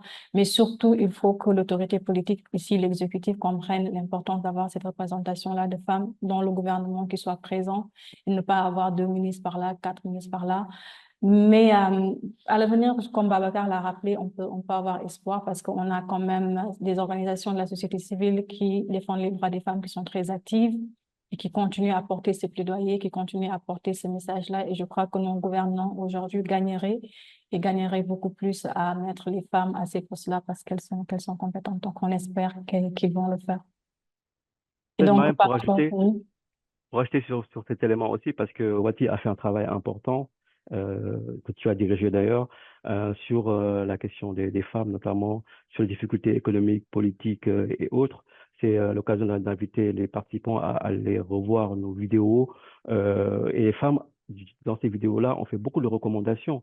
Et je crois que ces recommandations aussi peuvent être très importantes pour les décideurs. On a eu aussi des entretiens à l'occasion de l'élection présidentielle avec des enseignants-chercheurs. Je crois que certains aussi ont parlé de la question des femmes. Voilà, Wati a fait un travail important sur justement le rôle que les femmes peuvent jouer sur le plan économique, sur le plan politique et sur d'autres plans. Donc, on a invité les participants à avoir ce travail-là. Mais d'une certaine manière, voilà, c'est une question qui reste importante et on verra par rapport à toutes ces revendications, à tous ces éléments se lever sur le rôle des femmes avec ce nouveau gouvernement, quelles mesures vont être prises dans dans les prochains jours, prochaines semaines. Peut-être la question sur le rôle de la société civile, oui. Alors, je crois qu'au début, la société civile voilà, va avoir la posture de regarder, de voir un peu qu'est-ce qui se met en place avec ce nouveau gouvernement. On sait que la société civile a joué un rôle important sur la fin de mandat du président Macky Sall, lorsqu'il y a eu ces décisions de reporter l'élection présidentielle, lorsqu'il y a eu ces velléités de faire un troisième mandat. Au Sénégal, on a une société civile qui est très bien organisé, qui travaille sur plusieurs questions. Toutes ces questions dont on parle, voilà, il y a les sociétés civiles, il y a les organisations qui les suivent au quotidien. Pour l'instant, je crois que c'est d'abord une posture d'observation, d'écoute, de voir un peu quelle orientation de ce nouveau gouvernement, mais évidemment, ils prennent la parole. Ils prennent la parole. Dernière prise de parole, c'était cette histoire d'amnistie. On a entendu le mouvement Y en a marre, par exemple, mouvement qui s'était illustré en 2012, qui dit qu'il faut abroger la loi d'amnistie et pas mettre en place une loi interprétative. Et là encore, voilà, on en revient à des débats juridiques. Mais la société civile au Sénégal joue un rôle important. Elle a toujours joué un rôle important dans l'évolution démocratique, dans les luttes par rapport à des lois. Tout à l'heure, on a parlé de la loi sur la parité. Ce sont les organisations de femmes qui ont fait le plaidoyer en 2010, il me semble, Mariam, du temps de Abdoulaye Wade. Et voilà, donc je crois que c'est d'abord une posture d'observation, de voir un peu quel est le travail actuellement qui est en train d'être fait au niveau du gouvernement. Je crois que les questions de transparence, les questions de redevabilité, la question de la reddition des comptes, les questions de l'efficacité de l'administration, c'est des questions qui interpellent la société civile. Je crois que beaucoup pensent que ça va dans le bon sens d'avoir justement un gouvernement qui est sur cette question de transparence parce que, encore une fois, voilà, il y a la gestion des ressources naturelles du Sénégal qui est important. La question foncière aussi a constitué un élément de polémique durant le précédent mandat. Là aussi, c'est une question essentielle. Le président de la République a pris des mesures en disant que dans les zones, par exemple, d'arrêter tous travaux ou tout litige qu'il y avait par rapport à ces zones-là. Je pense à la région de Mourkat, où il y a eu beaucoup de polémiques sur l'attribution de terres et autres. Oui, la société civile, voilà, sur toutes ces questions-là, a un rôle de veille, surveille, joue ce rôle aussi de proposition et de recommandation. Merci beaucoup, Babacar. Avant de revenir aux intervenants qui ont la main levée, on va juste prendre quelques questions qui sont sur le chat. On a une question de Yannick Oufouette-Kouabian qui demande, sa question porte sur les finances du pays justement, et il demande vers quoi est-ce qu'on s'achemine en juin prochain avec le conseil d'administration du FMI. Est-ce qu'on doit s'attendre à un accompagnement de l'État par le FMI et donc un développement de financement ou plutôt une demande du Fonds monétaire international de rembourser les crédits déjà accordés jusque-là? Bon, ce sont des discussions qui sont en cours. Hein. Actuellement, je rappelais que le FMI était présent actuellement à Dakar, donc ils ont procédé par étapes. Ils avaient regardé l'audit justement des comptes publics qui avait été effectué par le gouvernement. Ils travaillent actuellement aussi sur le rapport de la Cour des comptes qui a été présenté. Il y a des décaissements qui restent. Il faudra voir maintenant quelle décision sera prise par le FMI après avoir vu photographier la situation économique du Sénégal, notamment par rapport au déficit, par rapport à la dette, donc qui frôle les 100%. Je crois que nous en saurons davantage dans les prochains jours. Il y a une question qui est intéressante, c'est cette question de finalement PASTEF, le président Diomaye Faye et le Premier ministre Ousmane Sonko, à quoi bon cet exercice de transparence et de vérité sur les chiffres? Certains disent qu'ils auraient pu ne pas aller comme ça et indiquer les chiffres liés à la dette et au déficit, et qu'on aurait pu continuer, et que là, le FMI aurait continué à collaborer, il n'y aurait pas eu de problème. Mais je crois que la réflexion n'est pas forcément à ce niveau-là, parce que lorsque durant des années, vous avez indiqué que les chiffres sur lesquels les gens travaillaient, sur la croissance, sur le déficit et sur la dette ne sont pas les bons chiffres, et que vous avez eu l'occasion d'être au pouvoir et de faire un audit, et que finalement, l'audit que vous avez fait, la Cour des comptes vient faire la vérification et vous dit que les chiffres que vous avez annoncés, voilà, la situation va même au-delà de ce que vous avez annoncé. Ça a été ça, le discours de Pastef. Ça aurait été, j'allais dire, surprenant qu'il fasse autrement, parce que depuis des années, ils ont toujours dit que les chiffres de l'économie du Sénégal n'étaient pas les bons chiffres. Maintenant, on verra quel sera le positionnement du FMI par rapport à ce partenariat que j'ai indiqué qui a été mis en place en 2023 avec différents types de décaissements dans une situation aussi qui est difficile, au-delà de ce qui se passe en Ukraine et en Russie. Il y a aussi les décisions qui ont été prises par le président américain, le Premier ministre Ousmane Sonko, rappelait aussi qu'il y a un projet d'électrification du village du Sénégal qui était soumis à l'aide de l'USAID. Je crois que c'était 300 milliards de francs CFA, et cette aide-là a été arrêtée. Et ça nous ramène après finalement à la question encore plus cruciale, c'est cette question de la souveraineté finalement qui est prônée par ce nouveau gouvernement. Quels sont les ressorts au niveau interne, et qu'est-ce qu'ils doivent faire finalement pour pouvoir atteindre cette souveraineté économique, politique, alimentaire, voilà, dans toutes ces dimensions. Voilà, je crois que ce contexte-là dans lequel on est aujourd'hui avec ces difficultés-là doivent créer les conditions pour qu'on soit moins dépendant de l'extérieur, et je crois qu'ils sont en train de regarder les options. Une des options aussi par rapport à l'économie, c'est de dire qu'il faut augmenter l'assiette fiscale.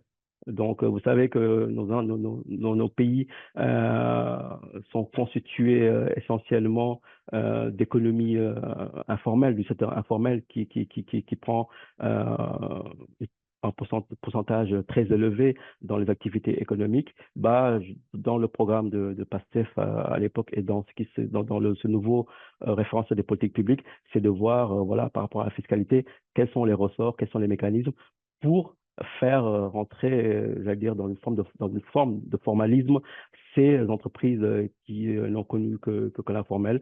Donc voilà, ce sont des pistes sur lesquelles ils travaillent, parce qu'évidemment, pour financer le développement, financer des projets, lorsqu'on va s'inscrire aussi dans l'industrialisation, dans le fait de valoriser l'agriculture, l'élevage local, il faut de l'investissement, il faut de la stratégie, il faut aussi des mécanismes pour pouvoir arriver à cela. Merci beaucoup, Babacar. Alors, la prochaine question, c'est une question de Katharina Audji qui demande quelles mesures envisagez-vous pour l'administration face aux conséquences de l'audit qu'on a présenté tout à l'heure? Est-ce qu'il faudrait réduire les subventions, resserrer le budget et abandonner certaines de ses promesses? Et quel impact cela aurait-il sur sa popularité à l'approche des élections de 2029? Et peut-être, je vais Oui. la mettre avec la question de Gilles, si tu permets, qui demande Oui. si on entend aujourd'hui des jeunes partisans ou même militants de PASTEF qui se disent être déçus, et si oui, quelles critiques ils formulent en ce moment-là? Oui, je pense que je vais peut-être lier les deux questions, parce que évidemment, au bout d'un an, il y a les interrogations. Mais moi, je dis toujours que il faut revoir le contexte de manière beaucoup plus globale, parce que quand on écoute certaines personnes, on a l'impression que que c'est déjà la fin, ils ont déjà fait le bilan de ce mandat, alors qu'on n'est qu'à 1 an d'exercice, que les promesses n'ont pas été au rendez-vous, n'ont pas été respectées. Je le redis encore une fois, vous arrivez dans un contexte où vous n'avez pas la majorité à l'Assemblée nationale, vous avez la majorité à partir du mois de novembre, donc ça fait même pas, ça fait 4, 5, 6 mois où vous avez les coups des franches pour pouvoir mettre en place des réformes d'ampleur, parce que c'est des réformes quand même, j'allais dire, structurelles, pour changer même la structure de l'économie. Donc, cela demande du temps. On ne peut pas le faire du jour au lendemain. Maintenant, j'ai conscience que les urgences sont partout, que les populations aussi sont dans une forme d'attente qui est très accrue, parce que, oui, PASTEF aussi a promis beaucoup de choses, mais on savait que les choses ne pouvaient pas changer du jour au lendemain. Il faudrait du temps. Est-ce qu'on a des sondages? Bon, les sondages sont interdits au Sénégal, mais pour savoir aujourd'hui quel est le niveau, j'allais dire, d'impatience, le niveau de mécontentement des Sénégalais. Moi, je disais dans un entretien que en 2024, il y a eu l'élection présidentielle. Ils ont eu 54% des voix du premier tour. C'est pas une fois qu'un parti d'opposition gagne les élections au premier tour. En novembre, les Sénégalais sont encore partis à l'élection aux urnes et ils ont fait confiance à PASTEF avec 130 députés. Et cela, ça fait juste, ça fait même pas 5 mois, ça fait 4, 5 mois. Et donc, c'est difficile aujourd'hui de savoir quel est le degré, le niveau de mécontentement des Sénégalais sur l'action posée sur une année. Mais la réalité, c'est que les choses structurelles vont prendre du temps.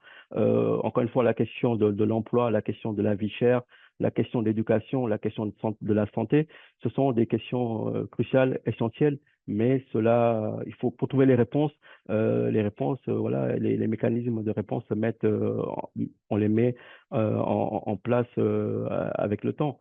On pourra avoir une idée beaucoup plus claire des orientations économiques et de la stratégie d'ici 2 ans, d'ici un an, parce qu'il parle de mettre en place des pôles économiques, 8 pôles économiques, avec la valorisation du tourisme. En fait, en fonction de chaque zone, il y a une démarche qui est proposée pour pouvoir exploiter à fond les potentialités de cette région-là, avec à la clé aussi cette idée de fixer les jeunes dans leur terroir.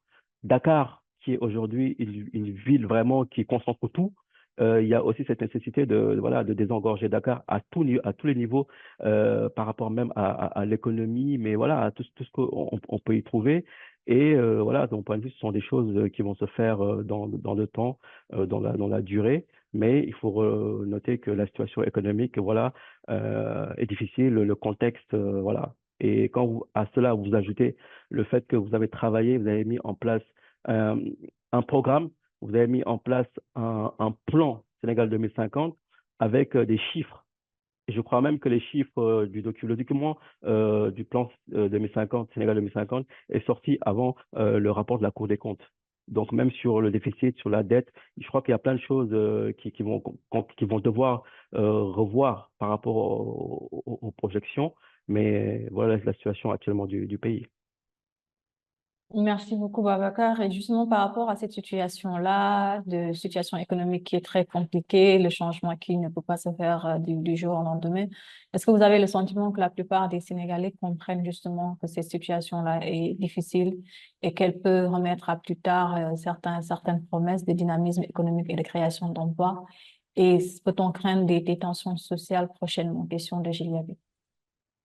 Oui, on tourne toujours autour de la question de l'économie finalement, et qui est finalement le moteur qui devrait être le moteur de l'action de ce gouvernement-là.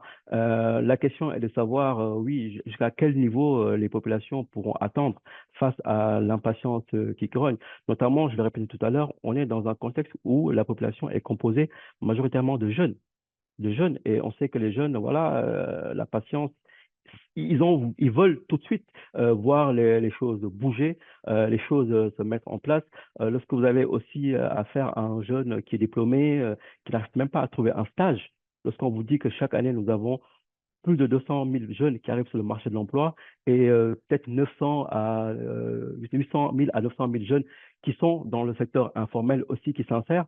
La situation, évidemment, est difficile. Mais aujourd'hui, voilà, ils ont les manettes, ils ont les outils. Voilà, même si la situation économique est difficile, il va falloir trouver des solutions.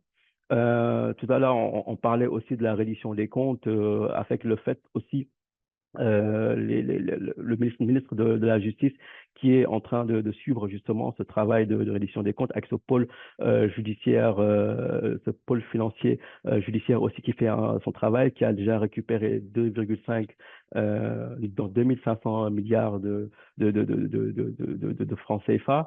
Je crois que ça va être voilà tous ces éléments-là, mais il faut vite agir sur l'économie, trouver des moyens justement de financer ce projet, donc le plan de 2050, et espérer aussi voilà, que les choses puissent bouger dans le bon sens.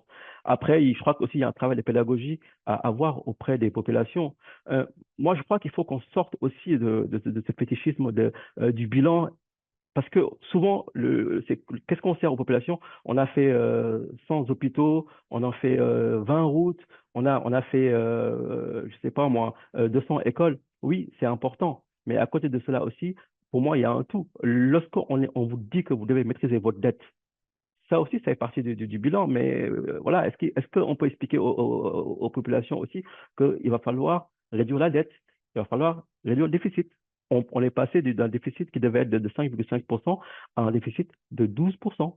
Ça, ce sont des éléments aussi sur lesquels le gouvernement va devoir travailler, et ce sont des questions aussi qui sont essentielles pour financer l'économie, pour avoir une économie qui soit solide, une économie qui puisse aussi répondre aux aspirations des populations. Donc, voilà, je crois qu'il va falloir faire aussi un travail de pédagogie, d'explication envers les populations, envers les jeunes, sur ce qui est fait, et voilà, et expliquer que voilà que les choses ne peuvent pas changer du jour au lendemain, et on aura un premier mandat dans lequel on a des objectifs à atteindre, mais ceux qui ont souvent fait croire aux populations africaines qu'en un mandat on va tout changer, on va tout faire. Je crois que ce discours-là est un discours aussi qui est très dangereux, parce qu'à la fin, les populations, ils vous jugent sur tout ce que vous avez eu à dire, et à la fin, lorsqu'ils se rendent compte que vous avez dit beaucoup de choses, mais à la fin, vous avez fait peu de choses. Un mandat, c'est très court. Un mandat, c'est 5 ans. Mais lorsque vous promettez moins et merveilles sur 5 ans, cela pose évidemment un problème par rapport aux populations, dans la manière justement de réceptionner le message que vous portez sur ce bilan-là. Très clair. Merci beaucoup, Babacar. On a une autre question de Monsieur Joseph Baden qui parle un peu du rapport que le régime actuel a par rapport aux questions internationales. Tout à l'heure, tu as mentionné la fin des présences militaires étrangères au Sénégal dès cette année-là. Cela a déjà commencé et qui a suscité des débats. Et la question, c'est est-ce que cette position ne va pas impacter la sécurité régionale et les alliances internationales? Bon, vous savez, c'était aussi une promesse, cette promesse de souveraineté. Et lorsque le président de la République, dans son entretien, lorsqu'il était, je crois, en France ou bien sur Al Jazeera, avait demandé aux journalistes français, ou je ne sais plus, le journaliste qui faisait l'entretien avec lui, est-ce que vous avez des bases sénégalaises en France ou en Europe? Voilà, je crois que cette logique aujourd'hui de s'inscrire dans cette souveraineté, qui a été aussi le marqueur fort de PASTEF. Mais au-delà de cela, c'est vrai qu'il y a une situation sécuritaire qui est aujourd'hui, j'allais dire, très, très, très, très difficile, surtout au niveau du Sahel. Le Sénégal partage des frontières, notamment avec le Mali. Il y a une attention particulière qui est faite des autorités sénégalaises sur cette situation-là. Il y a une décision qui a été prise au niveau des pays de l'AES de pouvoir d'aller plutôt ensemble et faire face à ces situations-là, de quitter la CEDEAO.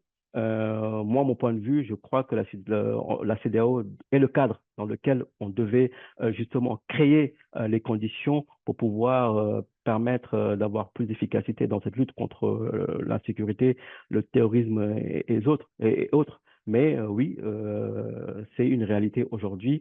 Il y a une situation dans la région qui n'est pas des meilleures par rapport à la sécurité. Le Sénégal, je le rappelle, partage donc des frontières avec donc le Mali. Il y a un suivi attentif de la situation et il faut renforcer justement cette attention-là. On a vu le ministre des Forces armées qui s'est rendu récemment au Mali. Voilà, si au sein de la CEDEAO, voilà, on est dans une logique aujourd'hui euh, euh, de voir l'AS comme une entité qui va se développer de son côté, le Sénégal pourra toujours mettre en place des relations, renforcer, j'allais dire, des relations bilatérales avec un pays comme le Mali et voir quels sont les mécanismes pour lutter beaucoup plus efficacement contre ces menaces que connaissent la région, notamment cette question liée à la forte insécurité que nous avons dans la région. Merci beaucoup, Babaka. Alors, deux dernières questions avant de te donner la parole, Bas. Je sais que tu as la main levée depuis un moment. Alors, pensez-vous que le gouvernement mettra davantage d'accent sur la décentralisation des collectivités territoriales? Question de Kevina Anguessan. Décentralisation territoriale sur des sujets variés, assainissement, partenariats internationaux et budgétisation. Oui, je crois que c'est une question essentielle et c'est peut-être ça aussi le problème qui s'est posé dans nos États. Il y a eu l'acte 3, la décentralisation, et on a dit qu'on a transféré les problèmes aux collectivités sans transférer les moyens. Et je crois qu'aujourd'hui, si nous voulons résoudre les problèmes de manière durable dans nos États, il faut que nous ayons des collectivités territoriales qui soient beaucoup plus fortes et qui travaillent main dans la main avec les autorités au niveau central. Je crois que cette idée de vouloir tout centraliser à Dakar, de tout vraiment, comment dire, avoir voilà, Dakar qui est le centre de contrôle de tout et qu'il y a une vraie disparité en termes de développement entre les régions, 4, 5 régions par rapport au reste du Sénégal. Cette option-là, il faut vite la changer et avoir des moyens aujourd'hui à mettre au niveau des côtés territoriales, au niveau des régions, au niveau des départements. Et je crois que c'est ça l'enjeu. Parce que dans le plan Sénégal 2050, le diagnostic, il est clair. Dakar aujourd'hui, ne peut plus être le lieu où tout est concentré. Et ça a été l'une des principales reproches faites au président Macky Sall. Des projets d'ampleur avec des budgets très importants. Aujourd'hui, quand on prend le budget, par exemple, du train express régional, c'est ce train-là qui relie donc Dakar à la nouvelle ville d'Amniadio qui doit continuer à l'aéroport. Oui, ce sont des projets qui peuvent avoir leur importance, mais lorsque vous voyez un peu le coût qui a été mis dans un tel projet, on a parlé de 750 milliards. Aujourd'hui, le ministre a dit qu'on est à plus de 200 milliards, 1200 milliards, 1200 milliards. Donc, le budget a carrément explosé. Il y a eu des actions qui ont été posées aussi du temps du président Macky Sall dans les régions avec les projets Puma, les projets aussi pour avoir des routes intermédiaires, pour pouvoir permettre aussi que les gens se déplacent par rapport à l'agriculture et autres. Mais moi, de mon point de vue, il faut miser, il faut encore plus investir sur les régions du Sénégal pour que surtout les jeunes qui pensent qu'ils doivent venir à Dakar pour pouvoir, j'allais dire, prendre en charge leur quotidien et pouvoir aider leurs familles qui sont restées dans les régions. Je crois qu'il faut inverser cette tendance-là et plus investir dans les régions. Il y a un élément aussi qui était dans le programme de PASTEF aussi, c'est cette nécessité de pouvoir mettre en place, développer le ferroviaire. Le ferroviaire, ça veut dire qu'il faut vraiment que le train aujourd'hui soit le moyen de transport qui va être celui que les Sénégalais vont devoir prendre pour pouvoir non seulement aller d'une région à l'autre, d'une ville à l'autre, mais surtout par rapport à la chaîne de valeur, les marchandises. Que les mangues qui pourrissent, c'est une aberration de savoir qu'aujourd'hui, il y a des mangues, des fruits qui pourrissent en Casamance, alors que si ce travail avait été fait, ces mangues-là, on aurait pu les exploiter, on aurait pu les valoriser, on aurait pu une production et les acheminer dans les régions du Sénégal. Et c'est ça, alors, finalement, pour moi, la question de cette souveraineté alimentaire, cette souveraineté pour permettre aux Sénégalais de se retrouver dans la gouvernance, ce sont ces questions essentielles. Donc oui, pour finir, il faut renforcer les moyens des collectivités territoriales parce que pour moi, le développement, c'est d'abord à la base. si les gens voient que ça marche dans leur localité, sur le terroir, et que tout est fait pour que les choses marchent, des hôpitaux, des écoles de qualité, et qu'il y a un écosystème qui est créé, mais pourquoi viendraient-ils à Dakar? Donc, je crois que ce sont des questions essentielles aussi à traiter. Merci beaucoup, Babacar. Et la dernière question que nous avons, c'est par rapport aux réformes constitutionnelles. On avait entendu parler à une époque de la création d'un poste de vice-président, en passant notamment au duo Diomaye Sonko. Et faut-il s'attendre à des changements importants dans l'organisation institutionnelle, au-delà de la dissolution des institutions qui sont dites budgétivores? Question de Gilles Yaby. Alors, il y a deux, trois éléments. Il y a d'abord cette volonté d'aller vers une cour constitutionnelle en lieu et place du Conseil constitutionnel. Ça fait partie des recommandations des assises de la justice. L'intérêt d'avoir une cour constitutionnelle, c'est que les justiciables, les citoyens, vous comme moi, on pourra saisir directement le Conseil constitutionnel lorsqu'il y a violation de nos droits. On a ce modèle-là, je pense au Bénin, au Niger, dans certains pays de la région. Donc, je sais que durant la discussion des assises, il y avait cette discussion d'aller vers une cour constitutionnelle. La question aussi qui avait été agitée avant l'élection présidentielle, c'était de dire qu'on va aller vers un ticket présidentiel avec un président et un vice-président qu'on va élire en même temps. Mais évidemment, cela ne concernait pas cette élection, mais plutôt pour l'élection à venir. Ce débat-là on n'a pas reparlé de cela du tout. Actuellement, c'est pas vraiment à l'ordre du jour. Je n'ai pas entendu les membres de passer pour le gouvernement revenir sur cette idée qui avait été agitée. J'ai vu aussi cette question sur le duo Diomaye Faye et Ousmane Sonko. Oui, ce qu'on observe, c'est qu'aujourd'hui, voilà, on a ce tandem qui est en train de gérer l'État. On a l'impression que le président de la République donne l'impulsion, donne l'orientation, fixe le cap. Et de l'autre côté, nous avons un Premier ministre qui est justement chargé de mettre en musique donc le programme. Évidemment, Ousmane Sonko ne peut pas être un Premier ministre comme les autres parce que il faut revenir à l'histoire.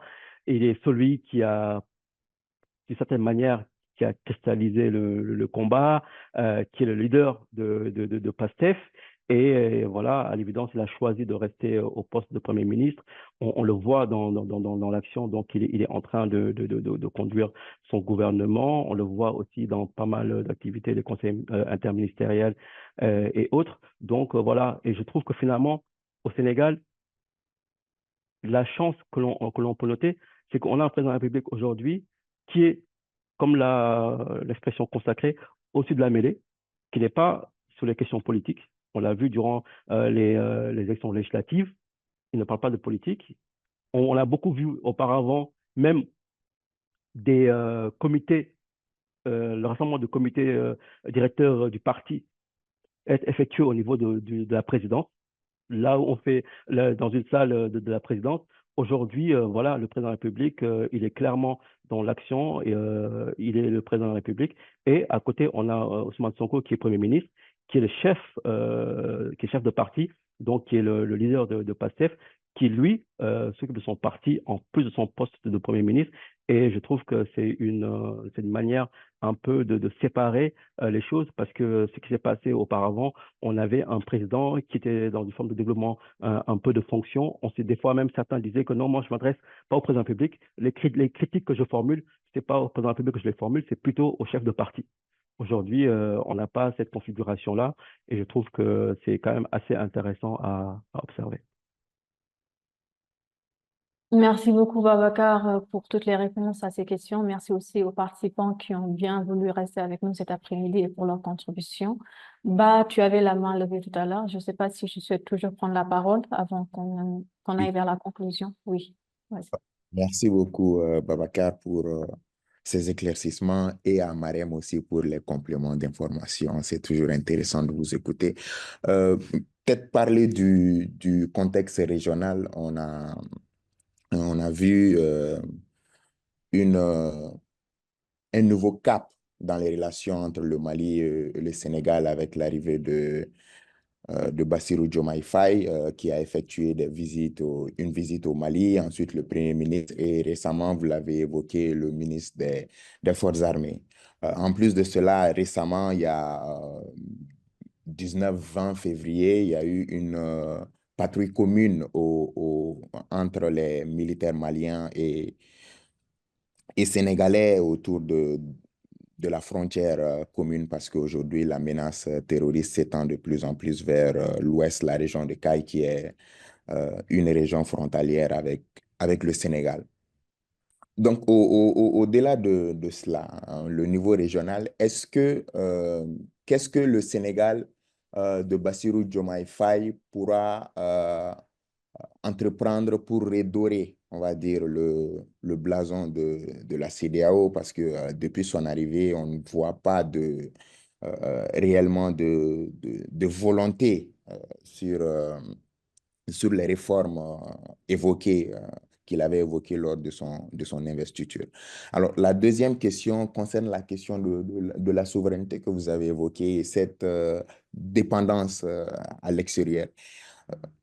Avant l'arrivée du duo, on parlait du retrait ou de la volonté de battre une nouvelle monnaie. Est-ce que c'était une stratégie politique ou une vraie volonté? Si c'était le cas, ben, qu'est-ce qui fait qu'aujourd'hui, on parle moins de sortie du franc CFA? Merci. Bah, peut-être commencer par la seconde question sur la question de la monnaie, donc du franc CFA. Mais je crois que cette question, ils l'ont clarifié, hein, ils l'ont même clarifié bien avant l'élection présidentielle. Ils ont clairement exprimé que aujourd'hui l'urgence, c'est d'aller vers la monnaie éco. Donc, de tout faire pour que la CEDEAO puisse disposer de la monnaie communautaire. Et si toutes les voies, les options sont épuisées, c'est à ce moment-là qu'il faudra envisager une monnaie sénégalaise ou voilà, une monnaie locale. Mais je crois que ça a été clarifié aujourd'hui et vous voyez même dans le débat, cette question du franc CFA même n'est même plus agitée et ne se pose plus. Donc l'option du gouvernement, c'est vraiment de tout faire pour aller vers la monnaie éco, donc la monnaie de la CEDEAO. Sur la question par rapport au Mali, oui, tout à l'heure, je le rappelais, le président de la République a toujours dit que bah, si finalement ces pays-là veulent aller dans le cadre de leur organisation, donc l'AES, cela ne posait pas vraiment de problème parce que ils ont forcément peut-être les mêmes intérêts, les menaces qu'ils connaissent sont les mêmes, mais encore une fois, il y a une attention particulière vis-à-vis des autorités sénégalaises, la situation sécuritaire au Sahel central. On l'a rappelé et tu l'as dit aussi, le ministre des Forces armées était récemment encore à Bamako. Tu as parlé des opérations conjointes. Je crois que voilà, on peut aller vers le renforcement des relations bilatérales entre le Sénégal et le Mali dans un premier temps et les autres pays de l'AES. Mais encore une fois, la menace sécuritaire est prise très au sérieux pour les autorités sénégalaises. Et tu as parlé aussi des réformes de la CEDEAO. Je crois que c'était aussi un des arguments pour pouvoir vouloir retenir les pays de l'AES, de dire qu'il faut rester et c'est de l'intérieur qu'on va changer les choses, qu'on va changer les règles et qu'on va renforcer même la gouvernance au niveau de la CEDEAO. Mais à l'évidence, les trois pays préfèrent plutôt consolider leur alliance. Et puis d'autres questions aussi allaient se poser parce qu'au sein de la CEDEAO aussi, il y a des règles, notamment sur la transition, sur la gouvernance et autres. Mais oui, le président Diomaye Faye a été l'un des médiateurs dans ce vis-à-vis entre la CEDEAO et l'AES. On l'a vu aussi maintenant comme une forme comment dire, de prise de relais par le président du Ghana aussi, qu'on en a vu dans ces pays-là. On a l'impression que c'est le Ghana aujourd'hui qui est plus à l'initiative pour essayer de faire réintégrer les pays de l'AES. Nous verrons bien comment les choses évoluent. Voilà. Merci beaucoup pour tes questions. Merci beaucoup, Babacar. Merci également à Abba pour l'intervention. Donc, on arrive au terme de ce dialogue virtuel. Remercier encore une fois tous les participants et vous donner rendez-vous pour ma part pour les personnes qui s'intéressent à la question de l'éducation des filles et du maintien des filles à l'école en Afrique de l'Ouest le jeudi sur la même plateforme à partir de 14h. Donc, Babacar, je te laisse conclure. Merci beaucoup, Mariam. Merci à tous les participants et les participantes pour l'intérêt pour notre nouveau concept Wati et vous. C'est vraiment l'occasion de parler des activités de Wati du mois, de ce qui a été essentiel, mais aussi de saisir une question d'actualité et d'échanger, de vous donner la parole, de vous écouter et aussi d'écouter vos recommandations. Donc voilà, je voudrais vous remercier toutes et toutes pour l'attention, pour la participation et vous donner rendez-vous pour une autre discussion dans le cadre de notre concept Wati et vous. Merci beaucoup et bonne fin de journée. Au revoir.